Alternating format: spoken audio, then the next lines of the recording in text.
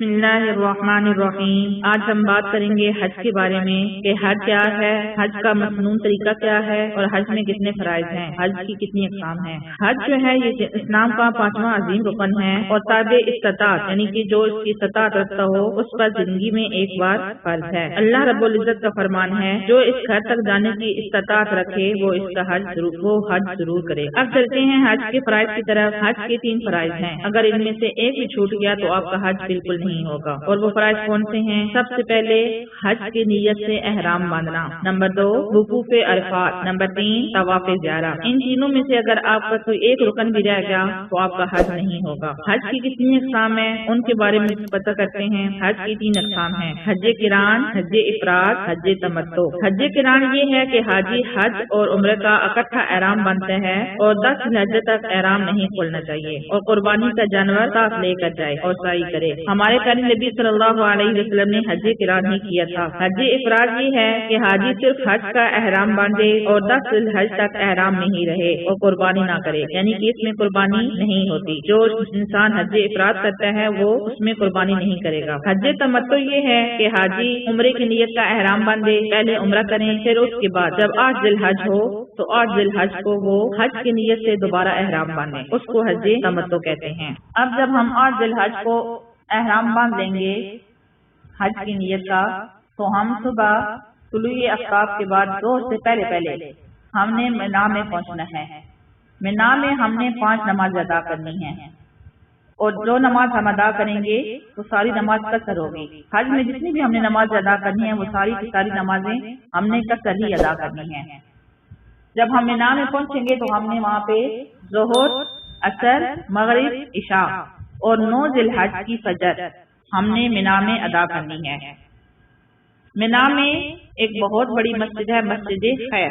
اگر ممکن ہو تو آپ وہاں جا کے 2 نفل نماز ضرور ادا کریں، اس کا بہت زیادہ اجر ہے۔ اب 9 ذی الحجہ کو فجر کی نماز پڑھنے کے بعد طلوع آفتاب کے بعد ہم نے میدان عرفات کے لیے روانہ ہو جانا ہے۔ میدان عرفات میں بھی ہم نے ظہر سے پہلے پہنچنا ہوتا ہے۔ جب ہم میدان عرفات میں پہنچیں گے تو وہاں سب سے پہلے مسجد نمرہ آئے گی۔ جیسے ہی ہم میدان عرفات میں انٹر ہوں گے مسجد نمرہ آئے گی اور مسجد نمرہ میں ہی حج کا خطبہ دیا جاتا ہے۔ جب آپ میدان عرفات پہنچیں تو آپ کو جہاں جگہ ملے آپ وہیں بیٹھ جائیں، حج کا خطبہ سنیں۔ حج کا خطبہ سننے کے بعد ایک ہی اذان کے ساتھ 2 تکبیر یعنی کہ 2 نمازیں ادا کی جائیں گی، ظہر اور عصر کی۔ ظہر اور عصر قصر نمازیں ادا ہوں گی، اس کے بعد دعا ہوگی۔ میدان عرفات میں آپ جتنا بھی ممکن ہو، جتنا ہو سکے اجتماعی دعا کے بعد آپ خوب اللہ پاک سے گڑ گڑا کر دعا مانگیں، رو رو کر دعا مانگیں۔ میدان عرفات میں جو کچھ آپ مانگیں گے انشاءاللہ اللہ رب العزت آپ کی وہ دعائیں قبول فرمائیں گے، کیونکہ میدان عرفات جو ہے وہ قبولیت کی گھڑی ہی ہوتی ہے وہاں پہ۔ تو آپ کو چاہیے کہ آپ اپنے اللہ کے حضور خوب گڑ گڑائیں اور خوب دعائیں مانگیں، انشاءاللہ ہماری تمام دعائیں قبول ہوں گی۔ میدان عرفات میں آپ نے کتنا ٹائم اسٹے کرنا ہے؟ جب مغرب کی اذان ہو جائے تو مغرب کی اذان کے بعد آپ وہاں سے روانہ ہوں گے۔ یہ ذہن میں رکھیے کہ مغرب سے پہلے آپ بالکل میدان عرفات سے نہیں نکلیں گے۔ جیسے ہی مغرب کی اذان ہو تو آپ کو چاہیے کہ آپ روانہ ہو جائیں مزدلفہ کی طرف۔ اب مزدلفہ میں جب ہم پہنچیں گے وہاں جا کے ہم نے مغرب اور عشاء کی قصر نماز ادا کرنی ہے اور ہم اکٹھے ہی نمازیں پڑھیں گے۔ مغرب اور عشاء ہم اکٹھے ادا کریں گے۔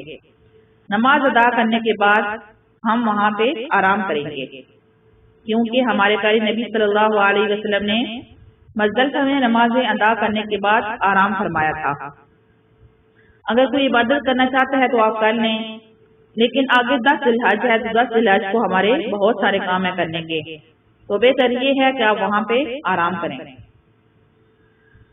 مزدلفہ رات گزارنے کے بعد جب ہم صبح کی نماز ادا کر لیں تو پھر اس کے بعد ہم طلوع آفتاب کے بعد ہم روانہ ہو جائیں گے مینا کے لیے۔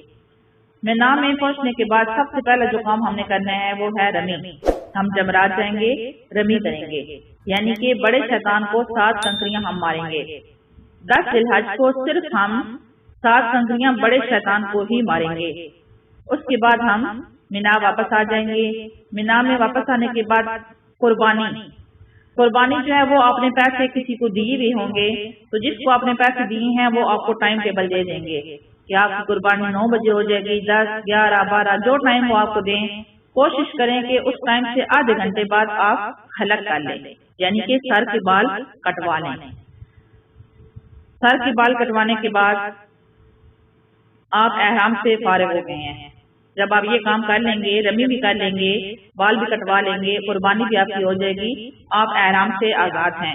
اب آپ بے شک غسل وغیرہ کریں اور کپڑے پہنیں۔ کپڑے پہن کے آپ نے طواف زیارت کے لیے نکل جانا ہے۔ اس دن آپ احرام میں نہیں جائیں گے بلکہ آپ نارمل کپڑوں میں جائیں گے۔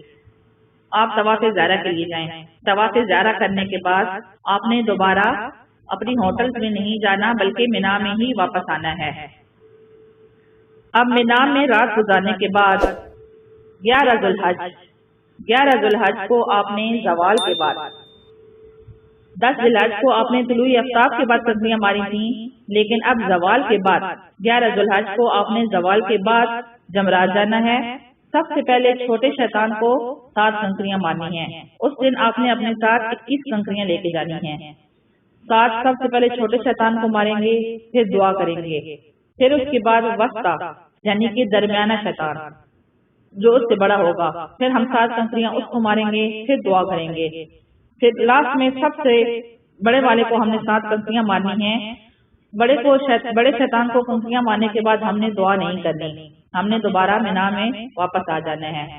اسی طرح 12 ذی الحج کو دوبارہ ہم جائیں گے زوال کے بعد ہی۔ زوال کے بعد ہم جا کر دوبارہ تینوں شیطان کو کنکریاں ماریں گے۔ اس دن بھی ہمارے پاس 21 کنکریاں ہونی چاہیے، تینوں کو ہم نے کنکریاں مارنی ہیں۔ پہلے چھوٹے کو ماریں گے، پھر دعا کریں گے، پھر اس سے بڑے کو، پھر دعا، پھر سب سے بڑے کو مارنے کے بعد ہم دعا نہیں کریں گے بلکہ ہم واپس مینا میں آ جائیں گے۔ اگر کوئی جانا چاہتا ہے، اپنی ہوٹلز میں جانا چاہتا ہے یا کہیں بھی جانا چاہتا ہے تو اس کو چاہیے کہ وہ غروب آفتاب سے پہلے وہ مینا چھوڑ دے۔ اگر اس نے غروب آفتاب سے پہلے مینا نہیں چھوڑا، پھر اسی طرح 13 ذی الحج کو دوبارہ وہ کنکریاں مارنے کے لیے جائیں گے، اور یہی روٹین ہوگی۔ سب سے پہلے ہم چھوٹے شیطان کو کنکریاں ماریں گے، پھر اس سے بڑے کو، پھر اس سے بڑے کو۔ کنکریاں مارنے کے بعد اب آپ کا حج ماشاءاللہ مکمل ہو گیا اور اب آپ حاجی کہلائیں گے۔ حج کی بہت بڑی فضیلت ہے۔ جو انسان حج کر لیتا ہے تو اللہ رب العزت کا فرمان ہے کہ وہ انسان ایسے گناہوں سے پاک ہو جاتا ہے جیسا کہ اس کو اس کی ماں نے آج ہی جنم دیا ہو۔ سبحان اللہ، دیکھیں کتنی فضیلت ہے حاجیوں کی۔ تو لاسٹ میں میری دعا ہے اللہ پاک سے کہ آپ جو انسان اس سال حج کر رہے ہیں، اللہ پاک ان کا یہاں پہ آنا قبول فرمائیں، ان کا حج قبول فرمائیں، اور جن کی خواہش ہے وہ نہیں آ سکتے، اللہ پاک ان کو اپنے فضل و کرم سے ان کو اپنے گھر کی زیارت نصیب فرمائیں۔ آمین ثم آمین یا رب العالمین۔